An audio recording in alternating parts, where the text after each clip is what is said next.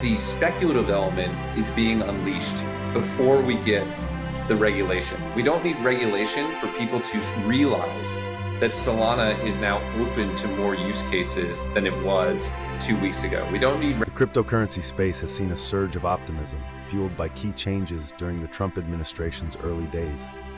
One of the most surprising voices embracing this momentum is Larry Fink, the CEO of BlackRock, the world's largest asset management firm. Once a vocal critic of Bitcoin, Fink now believes the cryptocurrency could skyrocket to $700,000 per coin.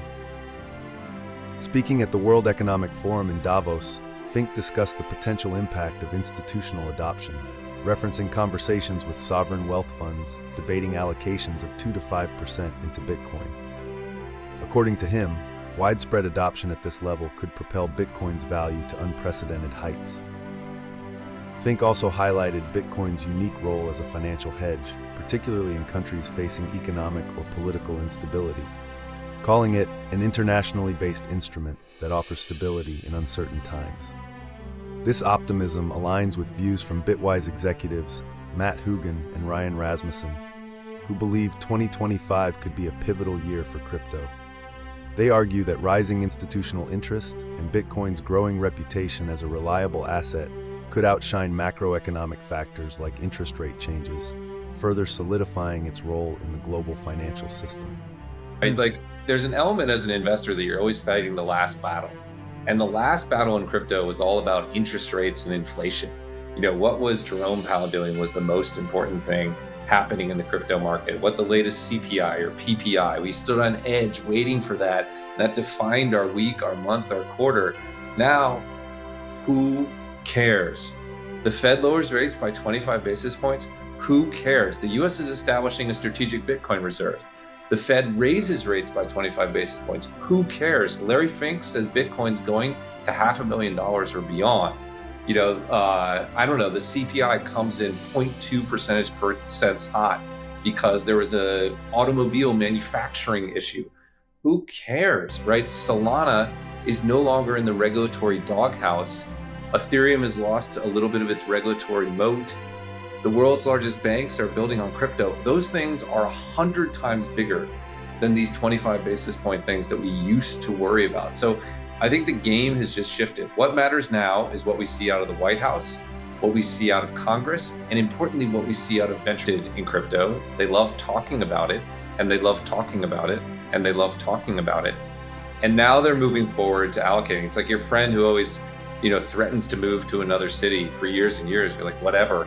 And then they make an offer on a house in Austin, and you're like, oh my God, you're actually leaving. That's what's happening now. And I'm having those meetings every day. And if I'm having those meetings every day, other people are as well. I think we're going to see a flood of assets. That's why I think there'll be record inflows to ETFs this year.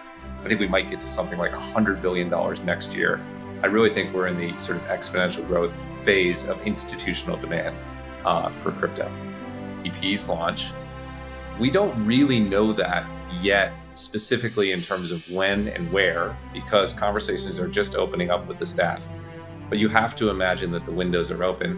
One thing that I think will be interesting and maybe surprising, people might imagine that if you looked at the market cap of every asset, it would get a proportional amount of flows. I don't think that's what's going to happen. There's some large cap crypto assets that are effectively zombie coins, which no one is interested in allocating to. I suspect if those ETFs launch, no one will buy them because there's no proximate reason.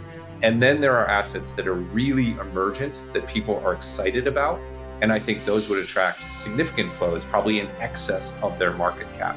So I think you need to put a little bit of sort of like your crypto native expertise when you're estimating flows. I don't think it's going to be a linear relationship, which I think many people assume. That's great. Okay, let's talk about demand. So, and I'd love to break it down into different categories. Maybe, and I don't know which category or how you guys want to. Really limits is the risk of governments banning Bitcoin. I know when I moved full-time into crypto, people would ask me these questions. What about criminal use? What about environmental use? Aren't there, you can't buy coffee with it.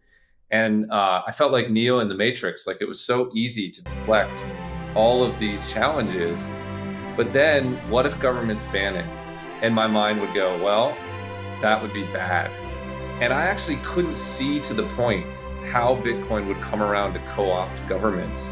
And it felt like the last existential risk was a coordinated government banning across multiple countries, maybe across the G20. That would have been really bad, forced Bitcoin underground. And somehow, because Bitcoin is on this incredible journey, it found a way to co-opt governments. If that happens in 2025, I think it's straight to many hundreds of thousands or millions become within view. So I think it's really important from that perspective as well, of eliminating. One, it's really not just MicroStrategy. There's 70 publicly traded companies. There are hundreds of private companies, including Bitwise, that keep Bitcoin on their balance sheet. And those 70 companies is going to become, in my view, a couple hundred this year. I don't often talk about arcane accounting laws, but I'm going to here because I think it's important. Until January 1st of this year, there was an accounting rule for publicly traded companies that if they bought Bitcoin, it was quote unquote an intangible asset subject to impairment testing, which in English means when you bought it, you would mark down the price you bought it. And if the price ever fell, you would mark it down. And then if it fell again, you would mark it down. And you could never mark it back up. So if you bought it at 50K and it went to 25K, you marked it at 25K, it ripped to 100, you had to hold it at 25K. So in other words, these 70 pioneers, yeah, believe it or not, this is true. These 70 pioneers put it on their balance sheet knowing it would only ever cause them to have lower earnings. That people like invested once and they're done. But ask yourself, think about how much Bitcoin you own today. Did you buy all of that on day one? No, of course not. You dipped your toe in the water. I think if literally no new investor bought a Bitcoin or Ethereum ETF in 2025, and it was only the people who bought in 2024, we would still have record flows. I think they're going to double down and triple down on this asset, and people overlook that. They assume it's just these people who haven't come in. I agree that's massive, and that's a decade-long trend. But once people are in, they all buy other assets, they buy more of the asset, and I think that alone is a tailwind that probably the market doesn't appreciate. Yeah.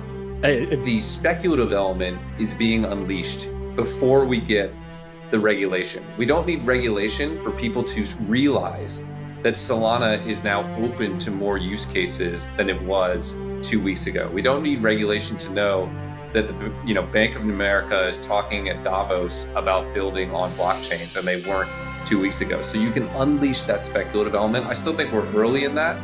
The fundamental piece where we start to see cash flow and we start to see users and we start to see new applications, that still needs regulatory clarity, right? Because if you're building a new DeFi protocol, can you have a fee switch? I don't know.